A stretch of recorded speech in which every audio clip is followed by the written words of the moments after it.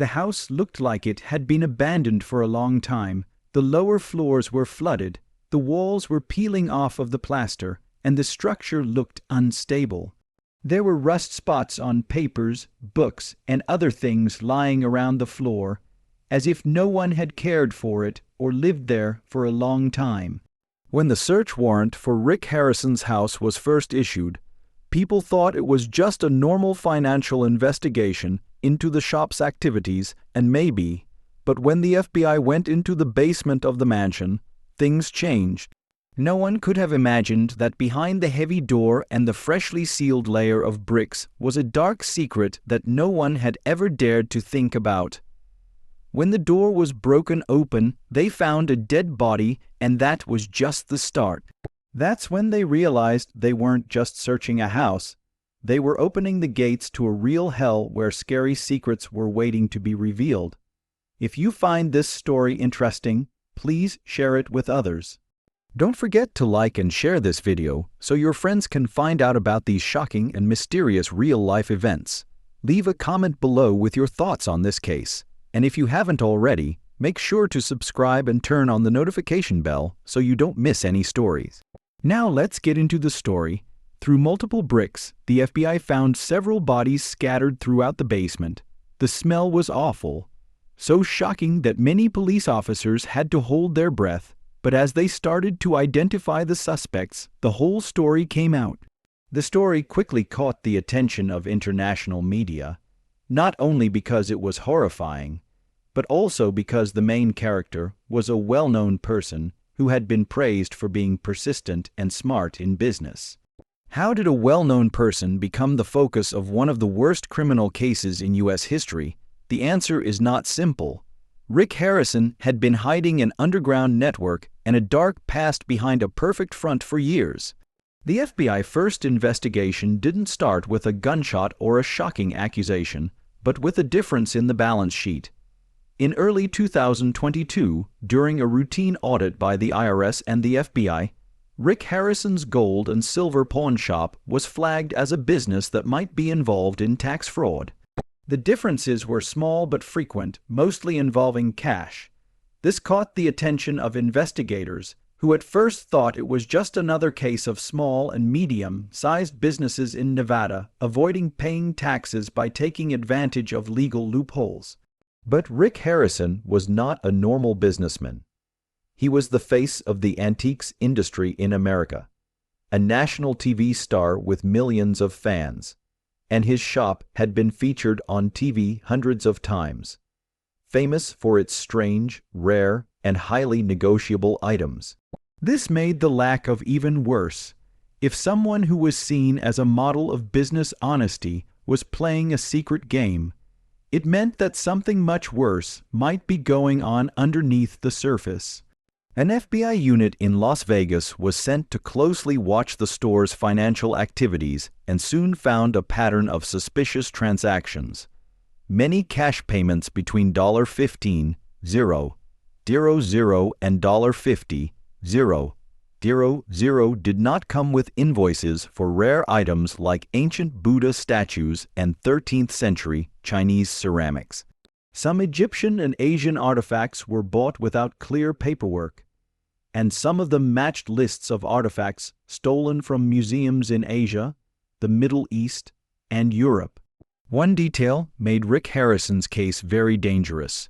His name showed up over and over in Interpol's internal alert system, and 3 artifacts that were found at his store before they were auctioned off in Los Angeles were listed as having been stolen in armed robberies in Syria and Jordan.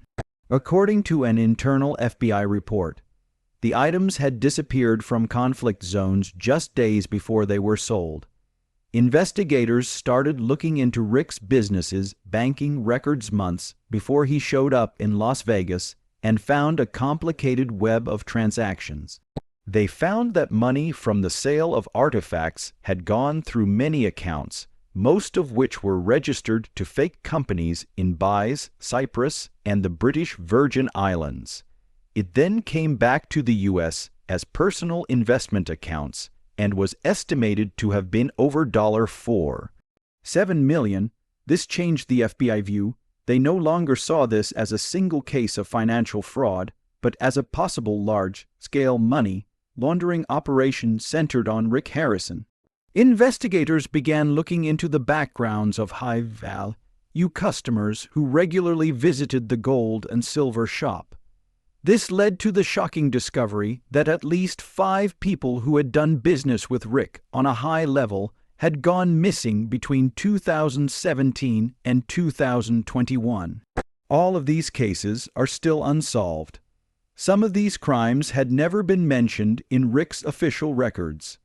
Even though there was no direct evidence linking Rick to these serious crimes at the time, the FBI put him under covert surveillance. For the next 6 months, agents were sent to watch him around the clock at his private home, a huge 10,000 square foot mansion on the western outskirts of Las Vegas that was protected by a modern security system. Suspicions grew when the surveillance team saw many during the night. Large, unmarked wooden crates were delivered in unbranded trucks. Some of the delivery staff had questionable backgrounds and had been investigated for involvement in the black market antiquities trade. Additionally, the mansion had at least 3 highly restricted areas that were not shown on the original blueprints, which could only mean that someone was trying to hide something or avoid being caught. On April 17, 2024, a search warrant was issued and Rick Harrison's mansion was searched. What they found inside shocked not only the investigators but also people all over the United States. No one could have imagined that what started as small financial problems would lead to a serial murder case and a long list of charges, from money laundering and antiquities, smuggling to running a global crime network. Most of the revelations broke Rick Harrison's carefully crafted public image. The charming antiques mogul was revealed to be someone very different underneath. On the one hand, Rick Harrison was a well-known and loved TV personality with a charming smile and a lot of knowledge. He was also at the center of the most shocking criminal case to ever come out of the American reality TV industry. Rick's mansion was the center of the mystery. Rick Harrison's estate was in the wealthy suburbs of West Las Vegas and was once called a haven for history buffs by Lifestyle magazine. From the outside, it looked like any other home. It had 2 acres of land, tall iron gates, a private perimeter with lots of greenery, and a large backyard pool and a garage big enough for 4 luxury cars gave off the understated elegance and refined taste of a TV millionaire. The estate was discreet and enviably private, but what was hidden was what FBI agents later called a nightmare designed by an architect. With a search warrant and the help of a forensic support team, the FBI raided the estate early in the morning of April 17, 2024, expecting to find papers, financial records, and maybe even some smuggled artifacts. But no one was there. As soon as the investigators walked through the heavy, locked doors, there was an undeniable sense of strangeness in the air. The luxurious interior gave off a chilling feeling, not because of the temperature, but because of the atmosphere. The mansion had a strange, lifeless quality to it, as if no one had really lived there. Some rooms were draped in heavy curtains with no signs of habitation, giving the impression that it had been abandoned, strangely sealed or locked as if someone was carefully hiding something. On the ground floor, police found several large wooden crates hidden in the wine cellar, a room that could only be accessed by the property owner. The crates did not contain wine. Instead, they held rare artifacts from museums in the Middle East, Asia, and North Africa. Many of these items did not have legal paperwork, but they did match descriptions of stolen items from armed robberies between 2016 and 2022. The real horror started when an agent accidentally found a hidden room hidden behind a false wall in Rick's private library. The small room had no windows, was eerily quiet, and was completely sealed off. Inside was a body wrapped in a tarp that was slowly decomposing. The body didn't have any identification on it, but an old watch found near by was later confirmed to belong to a collector who had gone missing in 2019. This discovery set off the FBI special protocol, and the whole estate was locked down. Forensic teams were sent to the scene over the next 48 hours. 24 more bodies were found. Some were hidden in basement storage areas, others were buried under hollow wooden floors, and others were put in places that weren't on the original architectural plans. This showed that Rick Harrison had illegally changed the building to hide the bodies, which were all in different stages of decomposition, and some had been there for over 5 years, according to the forensic report. Most of the victims were men between the ages of 30 and 50. Were identified as people who had been reported missing from neighboring states, while others couldn't be immediately identified because fingerprints or soft tissue weren't present. What worried investigators was that many of the victims had either worked at the gold and silver pawn shop or bought or sold illegal antiques with Rick. This pattern made them even more suspicious that the missing people had something to do with Rick's illegal activities. At the scene of the crime, investigators found hundreds of handwritten notes that they think were Rick's personal journals. These notes talked about his feelings, judgments, and plans for people he had done business with in big deals. Some of the entries were very disturbing. He knows too much, can't be trusted, must deal with him soon, high risk but worth the gamble.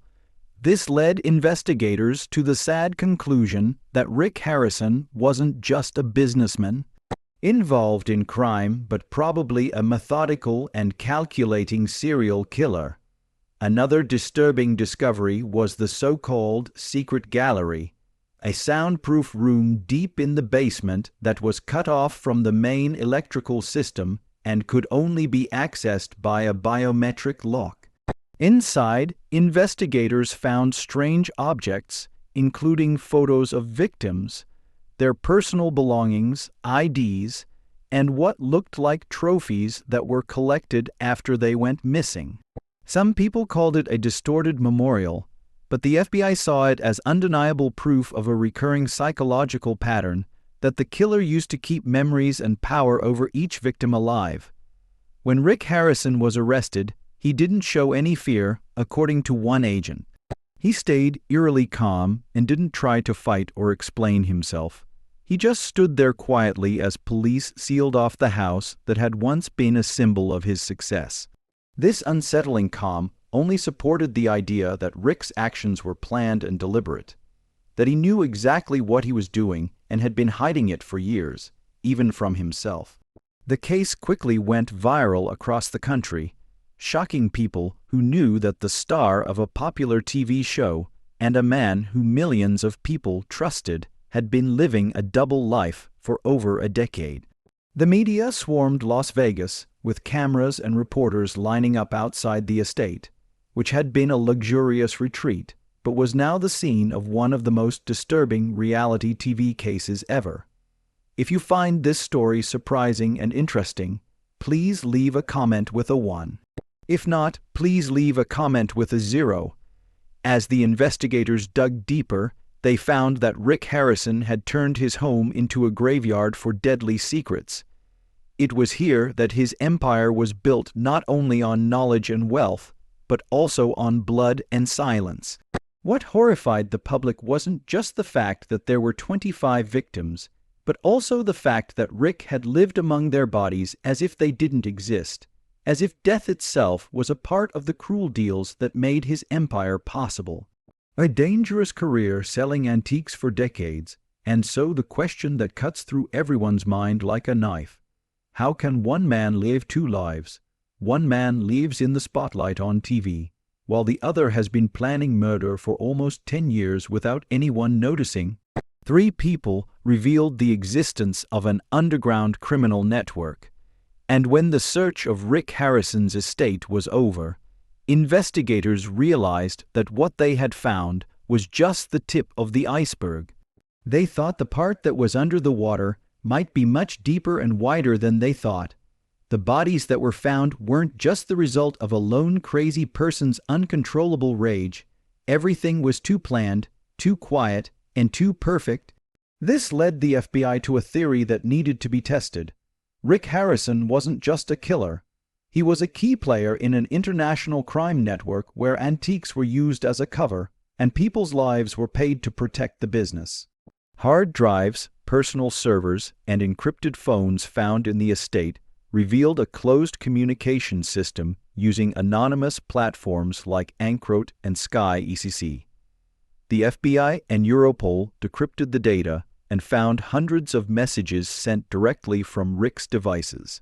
These messages included clear information about delivery locations, item codes, value symbols, and strange payment terms like black rice, gold, and blood formula, which are slang terms used in illegal antiquities deals between Rick's known contacts. At least 12 people with criminal records for smuggling artifacts were found.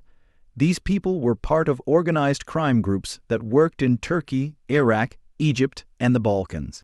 2 of them, known as Farouk and SM, were on Interpol's Red Alert list, according to an internal report from 2020. It was thought that these suspects were in charge of stealing nearly 300 artifacts from the National Museum of Syria during the Civil War, since Rick Harrison had been in direct contact with them to make deals. Prices and set up deliveries confirmed his central role in the network. Even scarier, the FBI found that Rick didn't just buy rare artifacts. He was also directly involved in laundering them by checking to see if they were legal and finding ways to make them legal before they were sold. In other words, Rick wasn't just a financial conduit. He was also a professional advisor, making him an essential part of the network. According to the FBI, the smuggling operation used a triangular model. The supply was mainly from unstable areas in the Middle East and Eastern Europe, distribution hubs in key cities across Europe, especially in France, Switzerland, and Belgium, and final markets mainly in the US and China. Rick was the gateway into the US by using his gold and silver pawn shop as a money laundering front for illegal artifacts. He brought these items into the US by pretending to have a legitimate collection and then sold them at private auctions or quietly to very wealthy collectors from 2016 to 2018. 2023, Rick Harrison is thought to have legalized at least 147 valuable artifacts worth more than $19 million. These items included a Buddha statue from the 6th century that was stolen from northern India, an ancient lion sculpture from Armenia, 2 bronze wine vessels from China's Zhou dynasty, and a nearly complete copy of the Egyptian Book of the Dead that was thought to have been stolen from Luxor in 2011. These artifacts were illegal to trade under international law, but Rick's reputation as an expert allowing him to get around the verification systems. The network worked completely in secret, with transactions going through middlemen, payments coming from offshore companies in the Caribbean, and fake paperwork made in workshops in Romania or Hong Kong attached to the goods. Anyone who dared to oppose or question Rick Harrison's activities just disappeared, and their bodies have been found among the 25 bodies he bought with the money from his crimes. Javier's is one of the most famous cases. Montes was a Spanish collector who went missing in Las Vegas in 2020 after meeting Rick. His wife Javier said he had been worried about the provenance of some artifacts Rick had given him soon after he disappeared. His remains were identified as one of the 25 bodies found in Rick's mansion through DNA analysis of his teeth. In a different case, Valerie Chen was a Canadian freelance journalist who had written articles criticizing how U.S. pawn shops took advantage of legal loopholes to steal things. Valerie had tried to interview Rick but didn't show up for 4 months. 4 months later, in Nevada, the FBI confirmed that one of the female bodies found in Rick's mansion's basement matched Valerie's DNA. Cases like these painted a dark picture. Rick not only got rid of business rivals, but he was also ready to kill anyone who spoke out against the system he represented. In a journal found during the search, Rick wrote, "To keep gold, you must bury those who mine it." The FBI investigation also showed that Rick wasn't acting alone. He had people with him who either knew or at least suspected part of the truth. Notable people in the antiques business were called in, including a famous museum consultant in New York and an auction expert hired by CIS. These people were thought to have helped prove the origins of questionable artifacts, though no formal charges were brought against them. The list of suspects kept growing, and part of the answer lies in Rick's actions. Rick built a natural media shield as a TV personality. He showed up on TV as a man who was interested in history and calm. Viewers not only enjoyed the interesting stories he told, but also trusted him as an expert who could analyze and value rare artifacts. Rick gave many talks, participated in exhibitions, and kept good relationships with prestigious historical organizations, all of which solidified his reputation in the public eye. Any doubts about him were quickly put to rest. People quickly laughed off the rumors because they couldn't believe someone as well known and trustworthy as Rick Harrison would be involved in smuggling. "Rick Harrison is a smuggler, no way," was what most people thought when they first heard the rumors. The other part was that the antiquities trade is a gray area where the line between legal and illegal is often blurred. Few items have perfectly traceable origins, and authenticity is often based more on the word of people than on objective evidence. In this case, Rick was both the discovery of this network, turned Rick Harrison's case into more than just a personal scandal. It started a new chapter in the global fight against cultural smuggling, where criminals no longer wear masks but rather don suits, stand on TV stages, and smile while talking about the value of history. When the FBI released the first pieces of evidence, the American public was shocked by the discovery of 25 bodies and also by a much bigger, more unsettling question. How many people, how many artifacts in museums were actually part of a criminal network, and Rick Harrison was just the head of Dragon?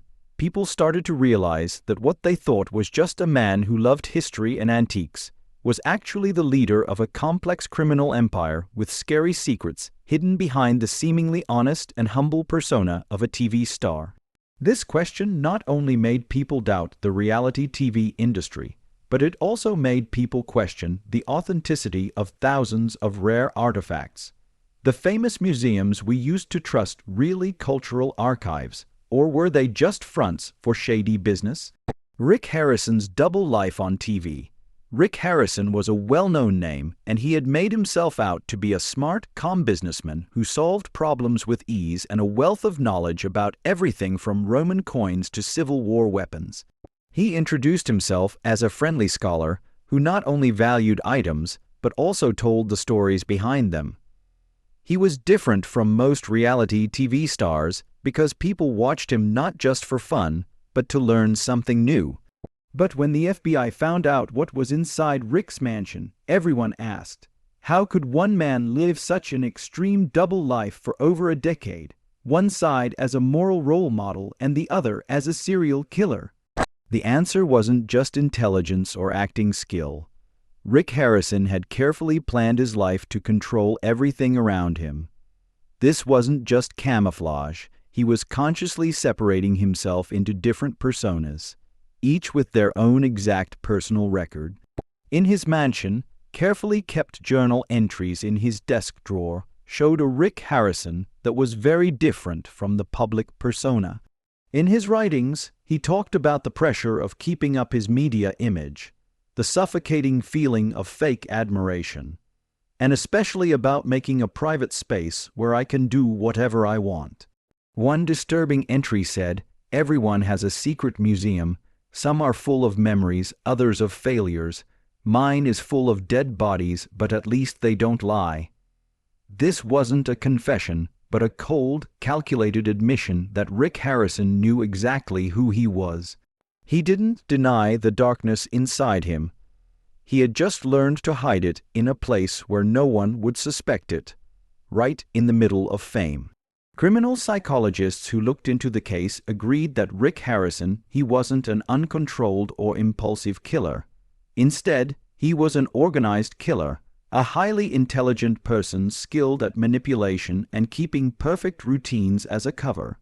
This is how he was able to live, work, and regularly appear on TV, while only a few meters away from the bodies of people who had opposed or threatened the underground network he controlled. One trait that all organized killers share is an obsession with absolute power, both in action and in thought. Rick didn't just want to smuggle artifacts, he wanted to control the whole operation, from finding sellers to setting prices and making sure they had a good reputation.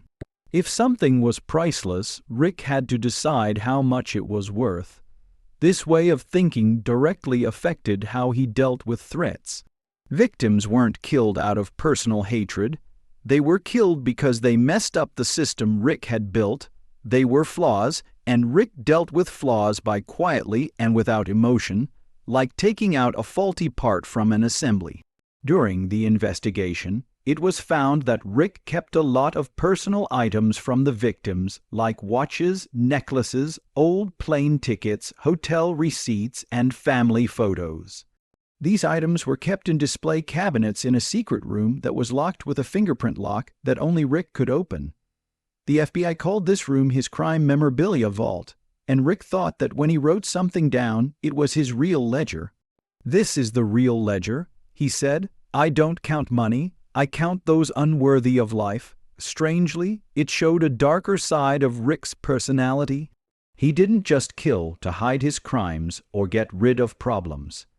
He killed to keep memories alive, just like he would value a rare Roman coin or an 18th century rifle. In his underground world, Rick collected the lives of his victims as trophies, but this wasn't to show off his accomplishments. It was to mark his horrible victories. This was the difference between TV Rick and Dark Rick. According to psychological reports asked for by the FBI, Rick had a normal childhood, wasn't abused, and didn't have a history of mental illness. However, he had shown signs of an obsession with superiority since childhood. He liked winning, proving others wrong, and especially hated being questioned. His high school teachers described him as a quiet, socially unremarkable child who always wanted to be the only one with the right answers.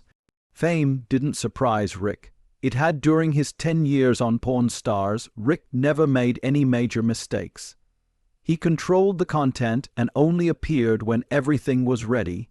He also stayed away from tabloid media, which showed that he deeply understood the power of perception and used it as a shield against any doubt. It was his mastery over controlling his image that shocked the public when the truth came out. Rick wasn't a recluse or an unstable person. He was the personification of dependability. And when people realized that even a symbol of trust could be a society's sense of security was shaken by the case of the cold-blooded killer. Rick's fans were mostly middle-class Americans who believed in hard work and the dream of getting rich from nothing.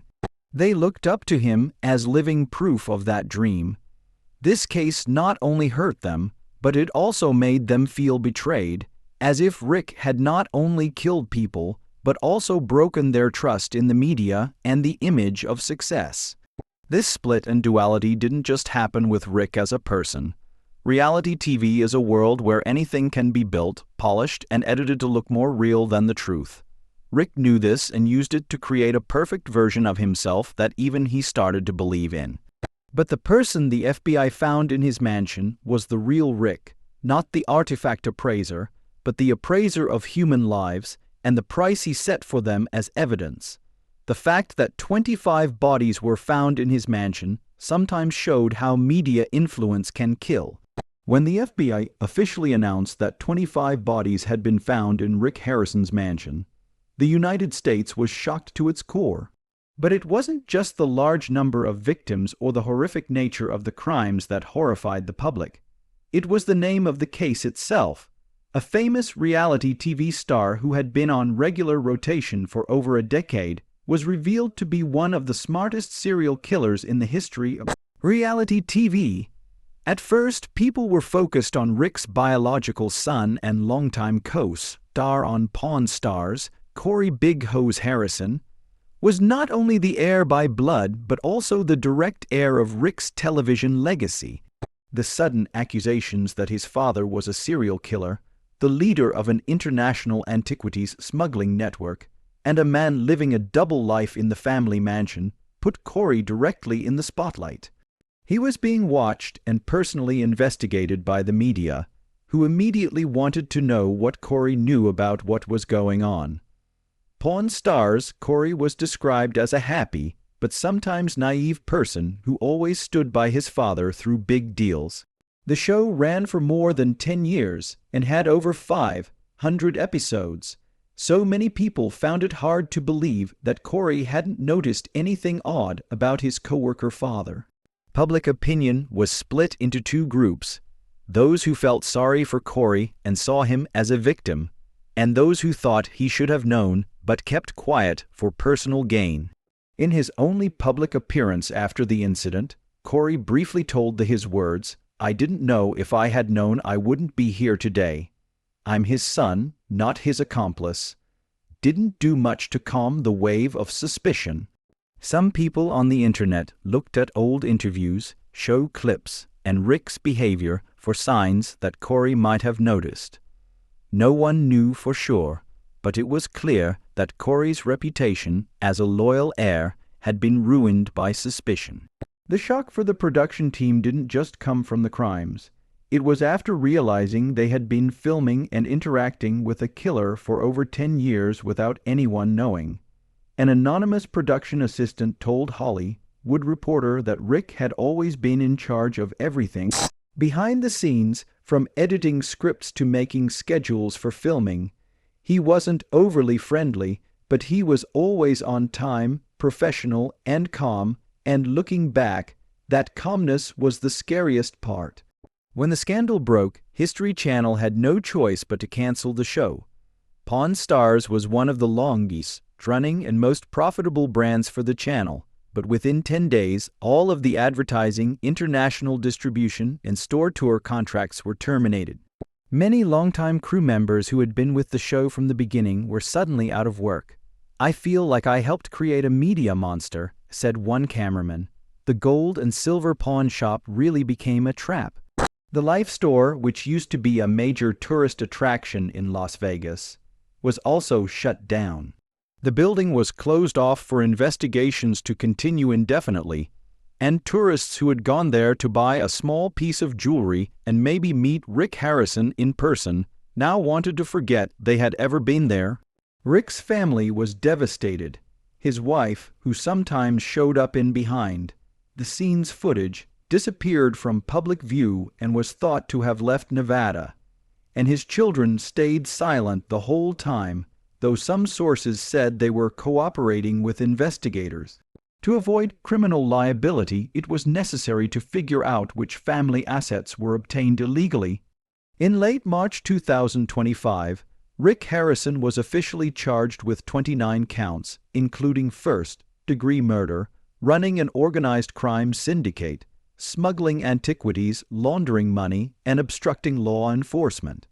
The prosecution process was sped up after almost 3 months of investigation by over 70 federal agents and criminal experts.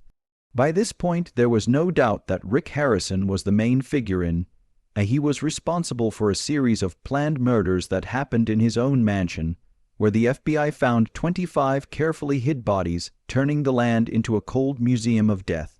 The first trial began on September 18, 2024, at a federal court in Nevada, under tight security and intense international media scrutiny. The press called it the trial of the century for reality TV, and more than 200 reporters were allowed to report live from outside the courthouse. CNN, NBC, and CBS all covered the trial every day, breaking down every detail.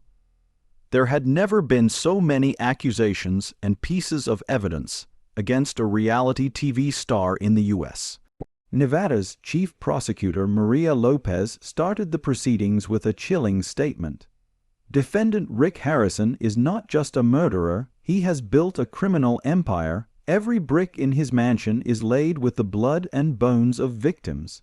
The prosecution's case was based on three main pillars: physical evidence from the crime scene, including the victim's remains, journals, personal items, and electronic data. Including encrypted, a shocking fact was revealed in court, leaving everyone stunned. A video showed Rick Harrison standing in the library of his mansion in front of one of his trophy display cabinets. In the video, he touches a necklace that was later identified as belonging to Valerie Chen. Rick doesn't say anything in the video, but the way he stares at the object with a calm expression says a lot.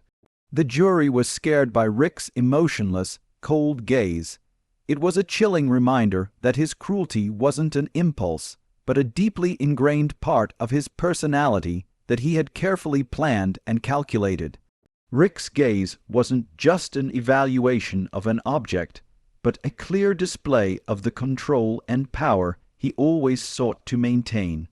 The defense, led by famous lawyer Peter O'Donnell, fought both the murder charges and the legality of the investigation, saying that most of what they had seen was the defense changed their strategy, and said Rick Harrison might have been the victim of a plot to ruin his reputation and wealth. O'Donnell kept calling the case a media trial and criticized how the public and the press had convicted Rick before he had a chance to defend himself. However, these arguments couldn't get rid of the huge amount of evidence that was slowly building against him. The defense suggested that Rick might have been suffering from dissociative personality disorder, or they said that Rick's actions could have been caused by an unstable mental condition. But medical records and psychological evaluations done by the FBI completely disproved this claim. Rick was found to be fully aware of what he had done and had no history of mental illness. Psychologists concluded that he was mentally competent to stand trial and fully capable of understanding and taking responsibility for what he had done. The most important part of the trial was when Rick Harrison was allowed to represent himself. Surprisingly, he stayed in court for almost 40 minutes, making eye contact and speaking in a flat tone while denying all murder charges. He said, "I am a businessman. I deal in antiques. I am not a murderer. Everything you say about me about the mansion and the bodies is made up or part of a setup." But his denial only made the jury dislike him more.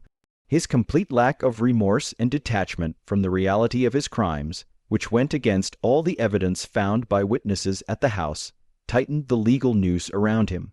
For example, a former employee said Rick had threatened him for knowing too much about the company's secrets and Rick's unethical actions.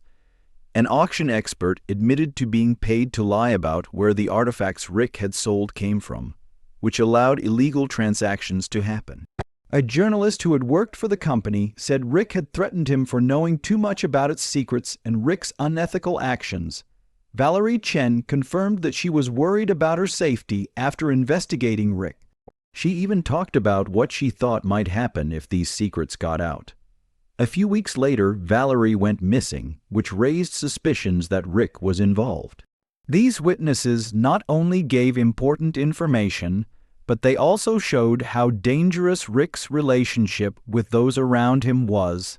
Finally, after almost 7 weeks of litigation and over 80 court sessions, the 12-person jury found Rick Harrison guilty. Rick was sentenced to life in prison without the possibility of parole for first-degree murder of all 25 confirmed victims, as well as trafficking, money laundering, and running a transnational crime syndicate. The court also took away all of Rick's assets, including his mansion, gold and silver pawn shop, international bank accounts, and multimillion-dollar artifact collection. As he was led out of the courtroom, Rick didn't look back. He walked as if he knew what was going to happen, not like he felt betrayed, but like he knew what was going to happen. With his emotionless face, he went behind the steel doors, carrying a past that America wanted to forget, but would never forget. Rick Harrison went from being a national TV star to a multiple offender, a serial killer, and the leader of an international antiquities trafficking network. He not only brought about his own downfall, but he also left a dark legacy for reality TV and the public's sense of truth and trust in general. The trial is over and the verdict has been announced. Even though the verdict has been delivered, Rick Harrison's case has left cracks in the fabric of American society that can still be seen in journalism classrooms, media conferences, and academic forums. The name Rick Harrison has now become a textbook example of the two-sided nature of public image, a clear reminder of how both the public and the reality TV industry fail to look beyond the surface. What do you think of this case? What part of it gave you chills? Let me know in the comments below. Don't forget to like, follow, and click the bell to make sure you don't miss any more stories that are even scarier than fiction. Because sometimes the truth is scarier than fiction. See you next time.